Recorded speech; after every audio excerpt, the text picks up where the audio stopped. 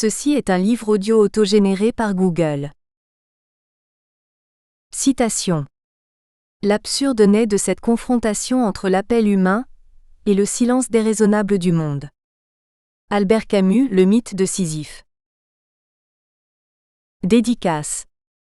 En hommage à Martin Schulz, président du Parlement européen qui a eu le courage de s'élever contre les dérives despotiques de Mohamed Morsi, alors président d'Égypte, après la déclaration constitutionnelle égyptienne du 22 novembre 2012 au moment où l'Europe entière se taisait.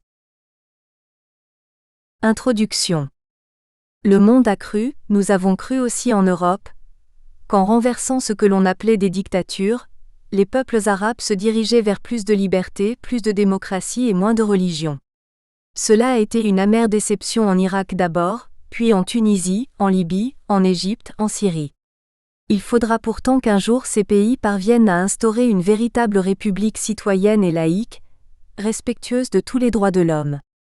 Le destin de l'Europe dépend en grande partie du chemin qu'emprunteront les révolutions arabes.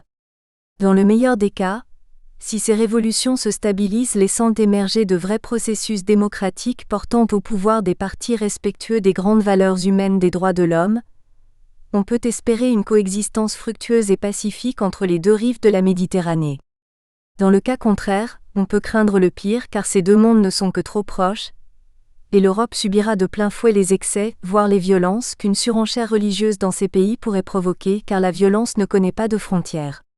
De plus, les flux migratoires que les instabilités politiques sont susceptibles d'engendrer pour l'Europe seront de plus en plus difficiles à gérer, non seulement faute de moyens à la hauteur des défis, mais aussi faute de motivation suffisante chez les peuples d'Europe. Déjà, les portes de l'Europe à quelques exceptions près, Allemagne et Suède, sont restées largement fermées aux réfugiés syriens en grande détresse. De même, les tragédies des noyades de réfugiés aux portes de Lampedusa, si elles soulèvent une compassion légitime, ne suscitent pas pour autant une forte mobilisation de moyens. Face à ces défis, l'Europe semble déjà tétanisée tandis qu'est agité un peu partout le spectre pour certains, le mythe pour les autres, d'un afflux de plus en plus grand de communautés différentes susceptibles de déseuropéaniser notre continent et de recomposer nos territoires. Au moment où des tendances populistes se développent en Europe dans presque tous les pays, il est patent que le sort des révolutions arabes programmera en quelque sorte notre avenir européen. En être conscient est la moindre des choses. Nietzsche prévoyait la mort de Dieu, et pourtant l'histoire lui a donné tort, car Dieu est revenu en force dans l'histoire des dernières décennies après le scientisme triomphant et le matérialisme historique du siècle passé. La pluralité des religions et des croyances nous oblige à être tolérants et ouverts sur d'autres perceptions du monde. Si l'univers n'a pas en lui-même la cause de son existence, l'esprit humain a tendance à la chercher ailleurs, notamment dans les religions. Mais ces religions sont multiples. Les trois religions monothéistes qui sont nées au Proche-Orient tout en étant distinctes, ne sont pas antinomiques. Elles convergent d'abord sur la croyance en un Dieu unique. Certaines de leurs prescriptions dans les modes de vie proposés sont voisines, notamment dans le domaine alimentaire. De nombreux liens existent entre elles, souvent méconnus. Par exemple, les Occidentaux croient presque tous que l'islam interdit la représentation des êtres humains, et les prophètes et autres grands hommes religieux ne sauraient alors avoir de visage. Mais cette interdiction ne vaut que pour l'islam sunnite et pas pour l'islam chiite. Ceux qui ont pu voir par exemple le musée du Mucem à Marseille ont pu admirer ce superbe portrait à l'huile d'une vierge moderne élégante et sans voile portant un enfant Jésus enjoué, œuvre dite Carrare, peint par un grand peintre chiite qui mêle sur une même toile la Sainte Famille, version chrétienne, un cheikh musulman dépité car amoureux d'une femme chrétienne qu'il ne peut épouser et qui se tient à l'autre extrémité du tableau. Un tel tableau est à lui seul un concentré des liens, mais aussi des obstacles entre le monde chrétien et le monde musulman caractérisant le monde méditerranéen. Mais avant tout, comment expliquer un tel tableau peint par un artiste iranien chiite ? C'est que l'islam chiite n'est pas aussi contraignant en matière de représentation d'êtres humains que l'est l'islam sunnite, et il permet des degrés de liberté dans ce domaine que ne permet nullement ce dernier. En matière de représentation artistique, il constitue dans ce domaine un pont souvent méconnu entre le christianisme et l'islam, et d'ailleurs l'islam chiite n'a pas de difficulté à évoquer le christianisme, voire à tolérer des communautés chrétiennes et leurs églises comme c'est le cas dans certaines régions d'Iran. Ces liens et ces tolérances sont souvent plus fréquents qu'on ne le croit. Mais l'ignorance est grande dans la matière, et elle alimente des soupçons voire des incompréhensions. La culture largement diffusée devrait contribuer à lever tous ces tabous, mais elle n'avance que très peu. Il est tellement plus facile et souvent plus avantageux d'accuser l'autre. L'islam pris dans sa globalité est une des grandes religions de notre humanité. Il compte un peu plus d'1 milliard de fidèles. En tant que religion et source de spiritualité, l'islam est une religion respectable et respectée. Par contre, comme toute autre religion, l'islam a pu être détourné de son rôle spirituel pour devenir un instrument de conquête du pouvoir et de structuration de la vie sociétale et politique. On parle alors d'islamisme qui devient un moyen au service de la gouvernance de la société. Le christianisme politique a d'ailleurs connu jadis de tels excès. L'islam n'échappe pas non plus à une telle évolution. C'est dans ce contexte qu'il faut parler de partis islamistes et de gouvernements islamistes. Poser un regard lucide sur ces derniers n'implique en aucune manière une conception critique de l'islam en tant que source de spiritualité. Par contre se pose la question de la différenciation des valeurs sur lesquelles repose la société occidentale d'une part, et certaines sociétés qui se proclament islamistes d'autre part. Cet exercice intellectuel doit être mené avec objectivité. Poser ainsi ce débat, c'est poser la question de l'universalité des valeurs occidentales, notamment celle des droits de l'homme. Peut-il en quelque sorte exister deux types de sociétés qui revendiquent le nom de démocratie, mais qui reposent sur des valeurs peu conciliables, voire contradictoires ? Parmi les partis qui se réclament de l'islam, les uns sont conservateurs et néolibéraux, les autres étatistes et ou révolutionnaires, et beaucoup sont nationalistes, donnant aux intérêts de l'État-nation la priorité sur ceux de la communauté des croyants. En conséquence, les conflits qui déchirent les sociétés islamiques sont principalement internes à celles-ci. Ils opposent les musulmans entre eux, mais à cause des valeurs affichées, ces sociétés contredisent aussi les valeurs sur lesquelles repose la société occidentale, notamment les valeurs attachées aux droits de l'homme. En ce sens, on a affaire à deux conceptions bien différentes de la société humaine, une conception judéo-gréco-chrétienne dont les concepts proviennent pour l'essentiel de la volonté des hommes, et une conception islamiste de la société pour qui la religion et le message divin sont le fondement même de la société. En ce sens, aucun parti islamiste ne peut porter un projet démocratique au sens occidental, car l'islamisme place l'islam au centre de la vie politique et sociale. La chose publique est prédéfinie, et il ne peut donc y avoir de vrai débat. Or la démocratie, c'est le débat sur l'essence de la chose publique dont la définition est mouvante, contradictoire et provisoire.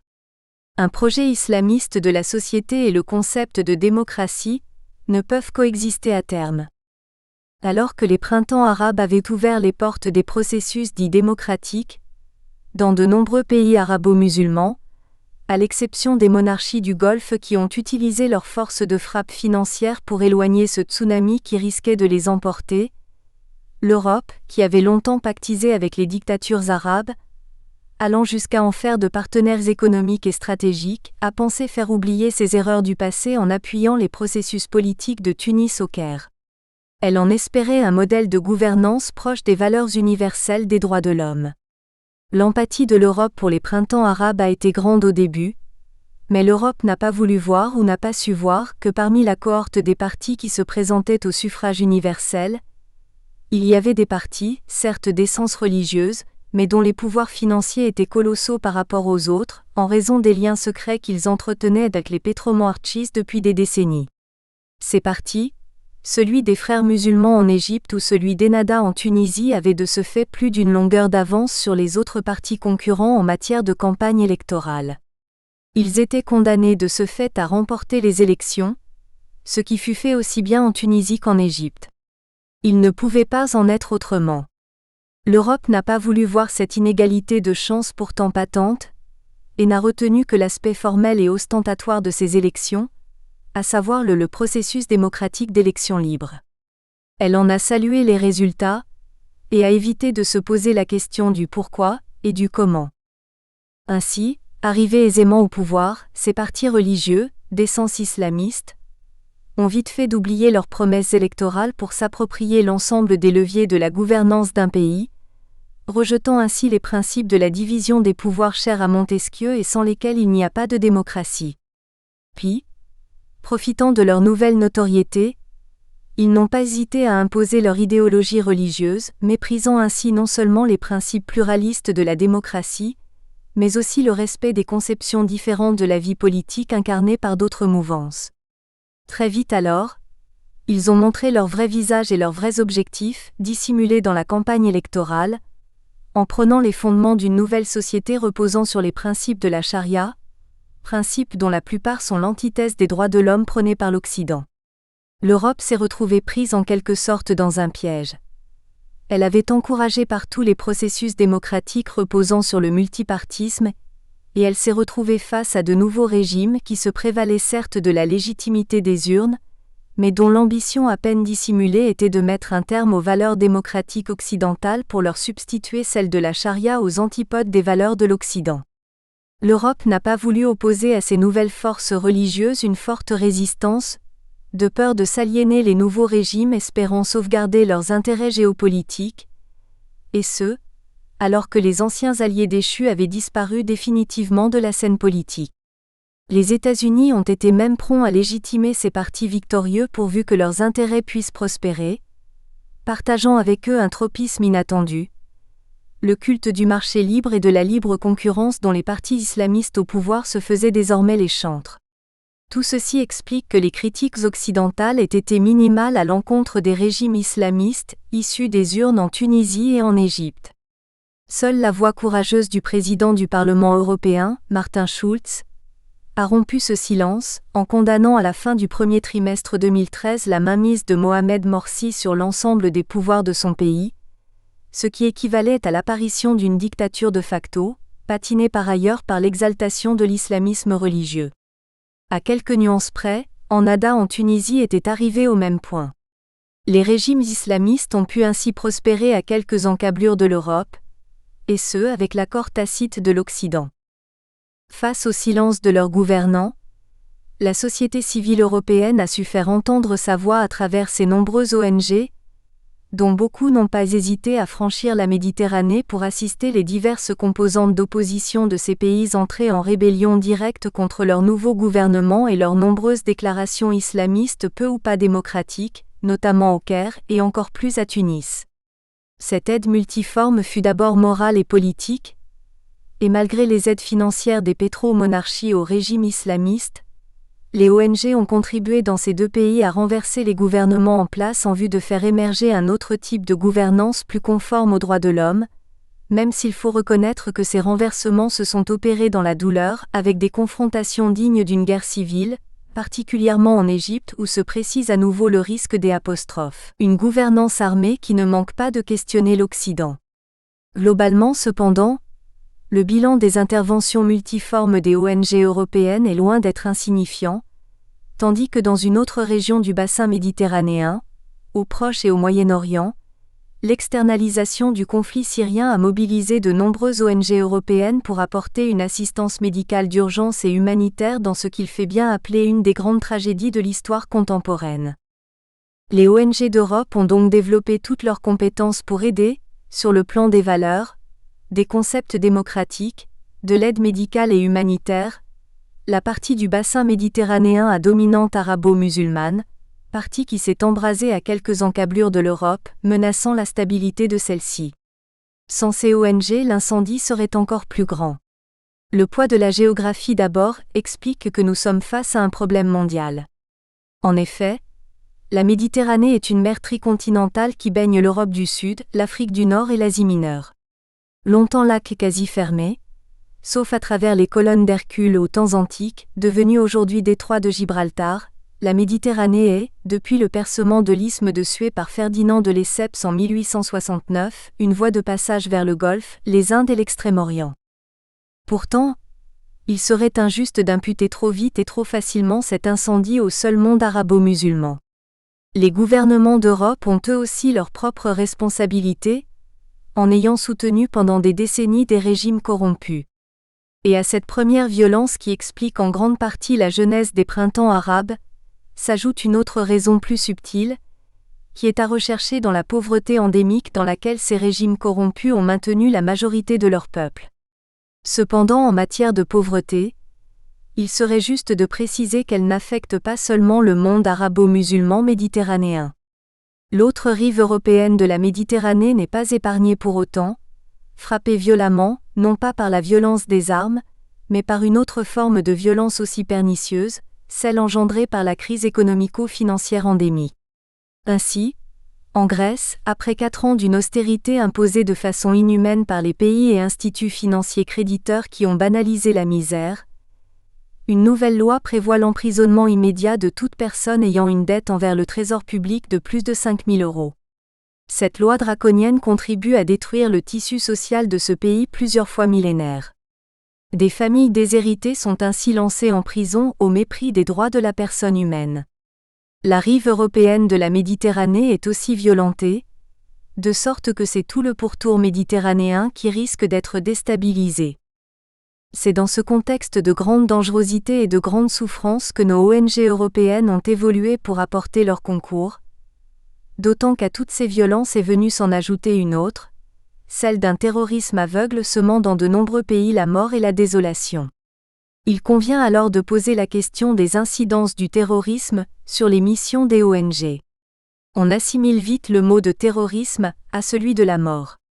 Et ce n'est pas faux. Mais le terrorisme a aussi, au-delà des privations de vies humaines qui sont ses véritables cibles, d'autres conséquences aussi tragiques. Il participe à la destruction de zones entières, ce qui se traduit par la désertification et à la dépopulation de régions qui entrent alors dans un cercle infernal de sous-développement.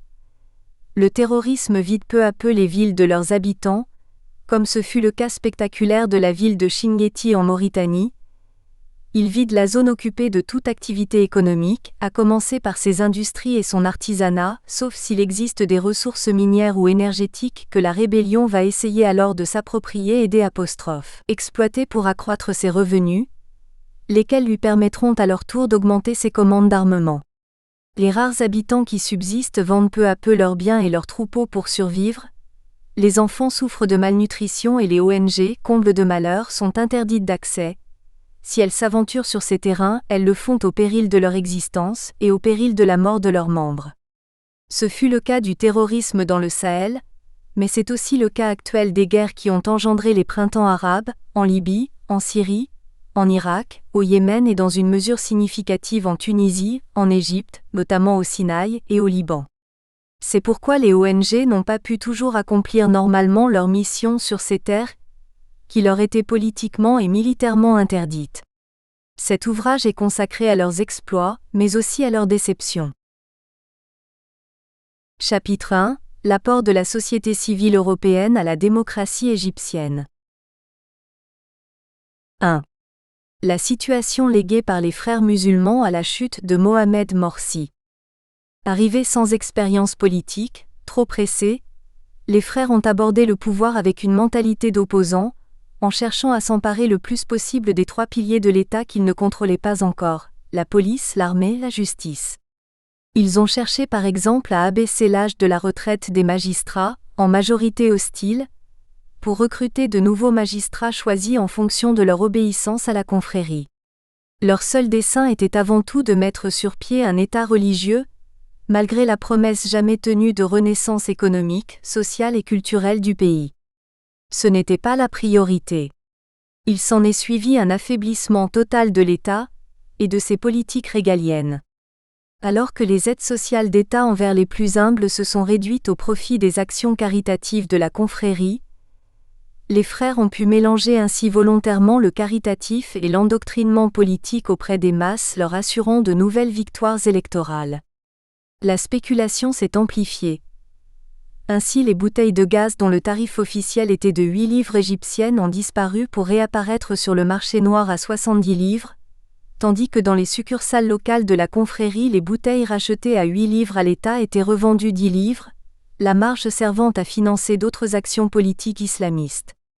Au fil des mois, Le fossé s'est élargi au sein de la confrérie entre les 17 membres de la Guidance et la base qui n'appréciait pas que la campagne électorale de novembre 2012 ait pu coûter 1 milliard de livres alors que presque tous les hôpitaux publics n'avaient plus de médicaments pour soigner les malades.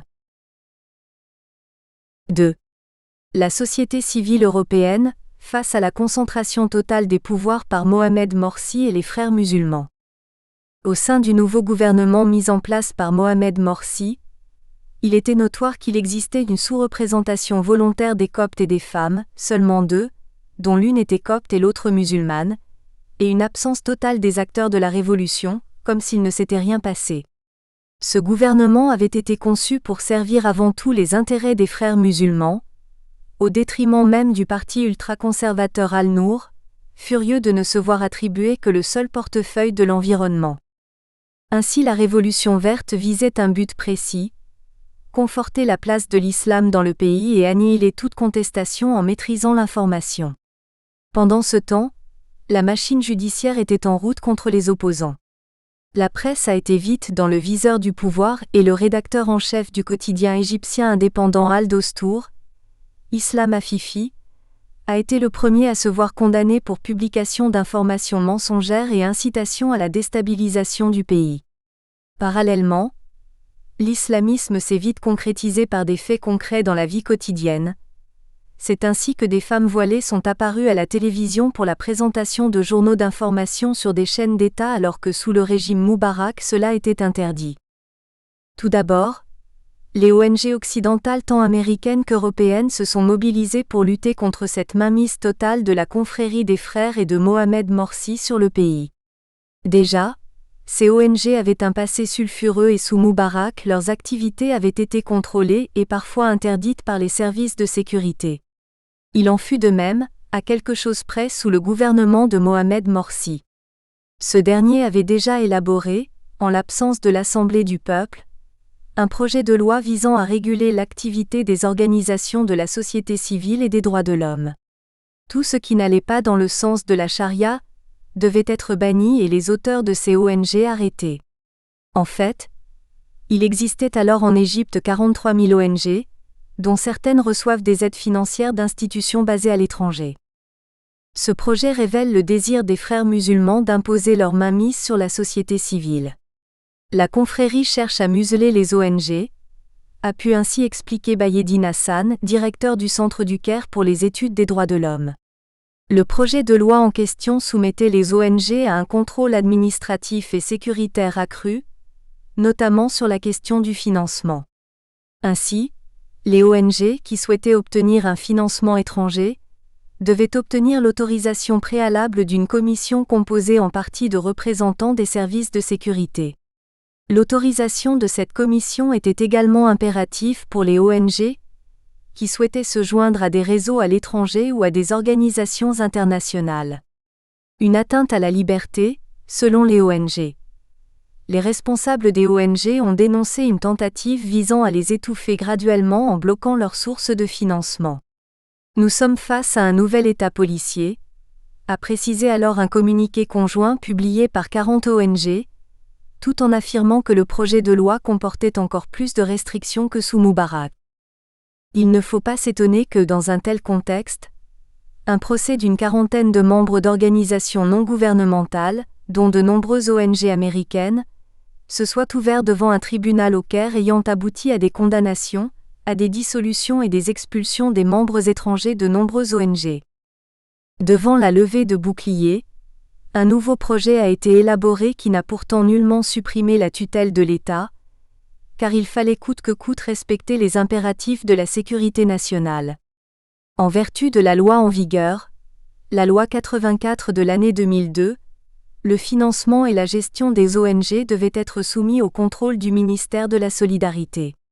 Une situation contestée par les ONG, qui dénonçaient l'ingérence de l'État dans leur travail. Le nouveau projet a essayé de contourner les difficultés en autorisant la création des associations sur simple notification, interdisant leur dissolution, sauf par verdict judiciaire.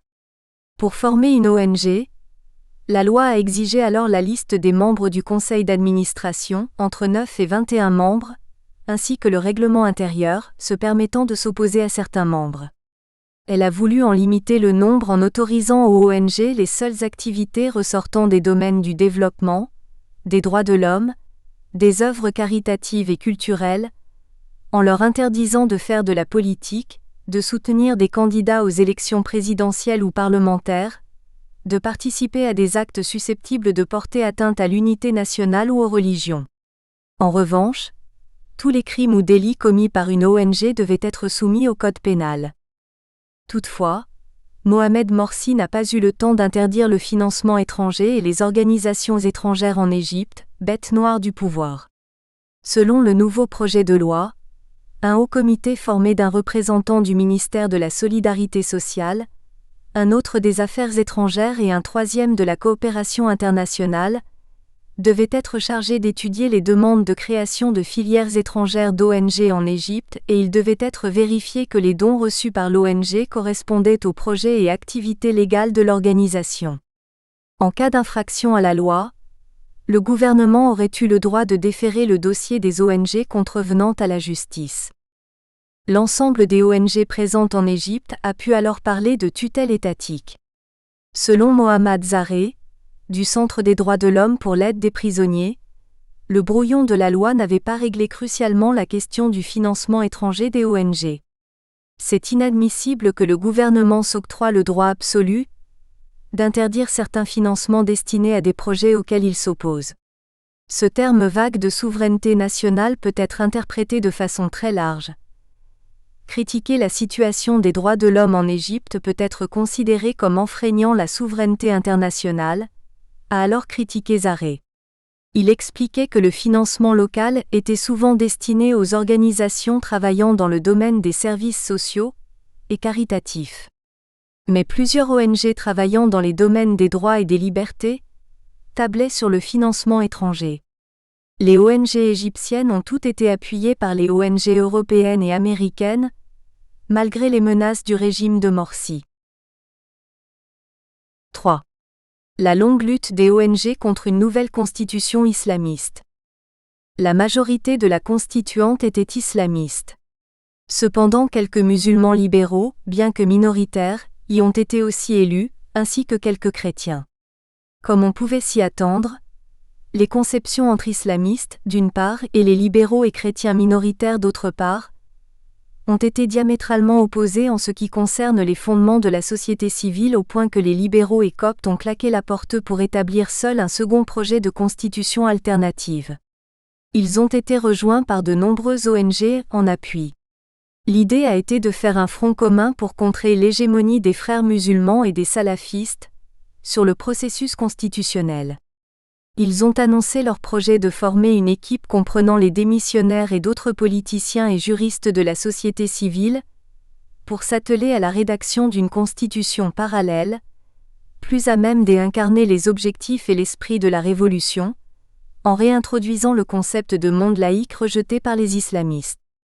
Dès le départ, des doutes ont habité les citoyens laïcs et les ONG sur la capacité du nouveau régime à élaborer une constitution vraiment démocratique, et c'est pourquoi un projet parallèle a été présenté. Les lacunes étaient grandes. Le texte ne stipulait pas l'égalité des hommes et des femmes, mais soulignait en revanche les origines jurisprudentielles de la charia. De nombreuses ONG ont protesté en affirmant qu'on ne peut pas construire un état de droit, tout en se tenant à des avis juridiques archaïques qui répondent à des problèmes d'un autre temps. Beaucoup ont rappelé que les Égyptiens ne permettraient à personne de jouer avec leur sort. Quelle que soit la forme de la future constitution, rien ne peut empêcher le peuple de défendre les principes de sa révolution, notamment sa liberté et son droit à une vie digne. Les députés laïcs et chrétiens devaient vite démissionner.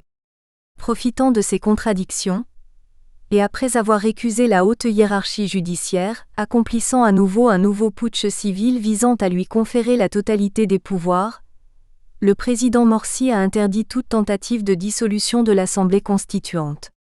Sa déclaration constitutionnelle du 22 novembre 2012 lui a permis de confisquer le dernier pouvoir qu'il ne détenait pas encore, à savoir le pouvoir judiciaire, alors qu'il détenait déjà depuis le 12 août 2012 le pouvoir législatif, en plus du pouvoir exécutif.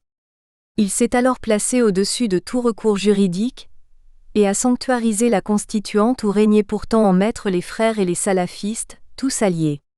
Il a alors profité de ses pleins pouvoirs pour obliger la constituante, ainsi débarrassée de son opposition libérale et chrétienne, de déposer le projet définitif avant fin novembre 2012, ce qui fut fait le 1er décembre. Parmi les 236 articles, votés en catastrophe, la référence à la charia était maintenue et, de plus, le contrôle de la vie sociétale de l'université Al-Azhar consacré ainsi que l'obligation vague du respect de la famille traditionnelle imposée tout en donnant à ce concept une définition volontairement vague risquant d'autoriser toutes les dérives. Les ONG sont alors montées au créneau. La réaction négative de la société civile éclairée a été immédiate. Cette constitution n'a pas de valeur, pas d'avenir, elle sera jetée dans les poubelles de l'histoire, avait déclaré à la télévision l'une des figures de l'opposition, Mohamed El-Baradei, ancien chef de l'agence nucléaire de l'ONU. Les 236 articles du texte fondamental adopté par l'Assemblée constituante prêtaient aussi à discussion, et notamment le maintien des principaux principes de la charia. Comme dans l'ancienne constitution, le projet faisait des principes de la charia la source principale du droit. Une formulation assez consensuelle en Égypte, qui ne fait pas des préceptes de la loi islamique, comme on l'avait supposé pendant longtemps, la source unique du droit. Mais d'autres articles faisant référence à la charia furent toutefois très décriés par les Coptes et l'opposition laïque, qui y voyaient une possibilité de renforcer la place de la loi islamique, en particulier dans ses interprétations les plus rigoristes. Ainsi, l'article 219 qui définissait de façon vague le rôle de la charia dans la société constituait une épée de Damoclès pour l'avenir. De même, l'article 221 conférait au futur recteur rigoriste de la célèbre université sunnite Al-Azhar un droit d'appréciation et de jugement, et donc de censure sur tout phénomène sociétal, transformant ainsi le recteur et son université en une sorte de conseil d'État et de conseil constitutionnel réunis. Un tel pouvoir religieux institutionnalisé est la menace potentielle sur les libertés fondamentales et la sphère de la vie publique, avec quelque chose d'inquiétant qu'on ne retrouve que dans l'Iran des mollahs et la plupart des monarchies sunnites du Golfe. La liberté de croyance était protégée, mais le texte ne se référait qu'à l'islam, au christianisme et au judaïsme, ce qui laissait ouverte la porte à des discriminations contre les adeptes de religions minoritaires comme les Bahaïs ou les autres religions asiatiques, selon des défenseurs des droits. L'article constitutionnel qui posait par ailleurs la doctrine sunnite comme référence pour le législateur pouvait permettre une interprétation rigoriste du Coran, ce qui pouvait facilement ouvrir la porte à terme à un régime islamique. La référence à la nécessité de ne pas porter atteinte aux droits de l'humain constituait une autre formulation volontairement générale pour pouvoir empêcher toute tentative de porter préjudice à l'islam. De plus, la Constitution faisait référence à la femme en tant que mère et épouse, mais restait floue sur les droits fondamentaux de la femme elle-même en tant que citoyenne et personne humaine. Les organisations de travailleurs étaient permises, mais n'étaient autorisées que les organisations reconnues par le pouvoir, et qui devenaient de facto des organisations soumises au pouvoir. Le projet protégeait certains droits, mais en sapait beaucoup d'autres. La notion de citoyenneté et d'égalité entre citoyens était absente des textes. Quant à la volonté affichée de respecter la morale et la famille traditionnelle, toutes les dérives étaient à craindre. Les risques de contradiction de cette constitution avec la Charte des droits de l'homme étaient si grands que même l'ONU a cru bon d'intervenir. Navi Pillay, la haute commissaire aux droits de l'homme, a exhorté le président égyptien à reconsidérer la déclaration constitutionnelle, dont nombre des dispositions sont incompatibles avec les normes des droits de l'homme internationales. Toutes les ONG présentes en Égypte se sont élevées contre ces prétentions, s'attirant les foudres du régime. Avec la société civile égyptienne, elles ont commencé à préparer une offensive qui ira jusqu'au renversement du régime islamiste. 4. La société civile européenne et les ONG au secours des droits de la femme menacées sous la domination des frères musulmans. Madame Mervat Al-Telaoui, présidente du Conseil national de la femme d'Égypte, a combattu depuis 40 ans pour faire changer les choses. Toujours à la pointe de l'activisme, cette femme d'engagement a dénoncé le référendum qu'elle considérait comme un retour en arrière. Madame Mervat Al-Telaoui est une gestionnaire qui possède une solide expérience dans la défense des droits humains et des droits des femmes, tant au niveau national qu'international. Elle n'a cessé de dénoncer le projet de constitution égyptienne et le référendum, ainsi que la montée en puissance des partis politiques de tendance islamiste qui pouvaient toucher au statut de la femme. Selon elle, la nouvelle constitution ignorait complètement la femme. Une femme pionnière d'une civilisation qui date de 7000 ans. Hatshepsut est la première reine pharaon de l'âge d'or de la 18e dynastie, à avoir mené des expéditions et à être maintenue au pouvoir pendant une vingtaine d'années. Sa célébrité, elle la doit à son audace de se présenter comme un homme, a-t-elle pu déclarer. Cette même personnalité a pu aussi affirmer. Déjà en 1919, lors de la première révolution égyptienne, les femmes avaient défilé dans les rues. Comment donc les ignorer aujourd'hui ? C'est choquant de citer dans la nouvelle constitution uniquement la femme chef de famille, la divorcée et la veuve. La femme a besoin de droits stables et cohérents, non pas d'un don ou d'une subvention de la part d'un président ou d'un parlement qui disparaîtra à la fin de son mandat. Selon elle, le projet de constitution ignorait complètement les accords internationaux. Les efforts déployés par les dirigeantes du Conseil national de la femme, Al-Azhar et Dar al-Ifta, afin de mettre un terme aux tentatives de revoir les questions du droit de divorce. Nous espérons que vous avez apprécié cet aperçu. Pour continuer à écouter ce livre audio sur Google Play Livres, utilisez le lien dans la description de la vidéo.